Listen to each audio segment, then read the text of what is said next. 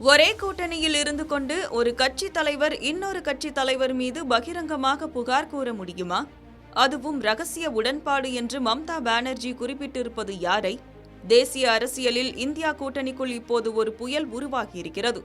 தமிழக முதல்வர் ஸ்டாலின் மீது மம்தா சுமத்தியுள்ள அந்த அதிரடி புகார் என்ன? விரிவாக பார்ப்போம்.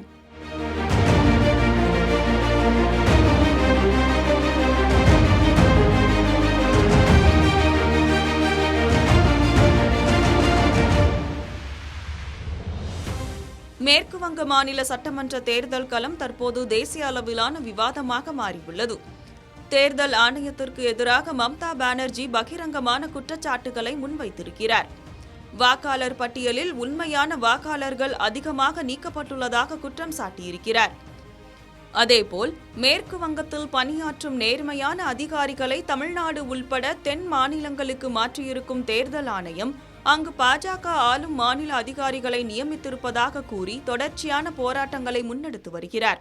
இந்நிலையில் நாடியா மாவட்டம் பெதுவாதகாரியில் நேற்று நடைபெற்ற தேர்தல் பிரச்சாரத்தில் பேசிய மம்தா பானர்ஜி, திமுக மற்றும் காங்கிரஸ் கட்சிக்கு தேர்தல் ஆணையத்துடன் ரகசிய உடன்பாடு இருப்பதாக பரபரப்பு குற்றச்சாட்டை முன்வைத்துள்ளார்.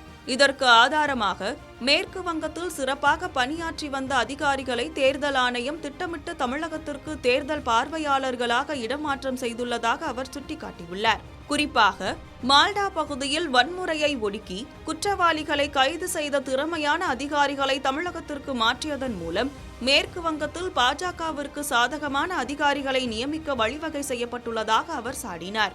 தேர்தல் ஆணையத்திற்கும் தமிழகத்திற்கும் இடையே என்ன அப்படி ஒரு ரகசிய நெருக்கம்? எதற்காக இங்கிருக்கும் அதிகாரிகளை அங்கே அனுப்புகிறீர்கள் என்று அவர் நேரடியாக கேள்வி எழுப்பியுள்ளார்.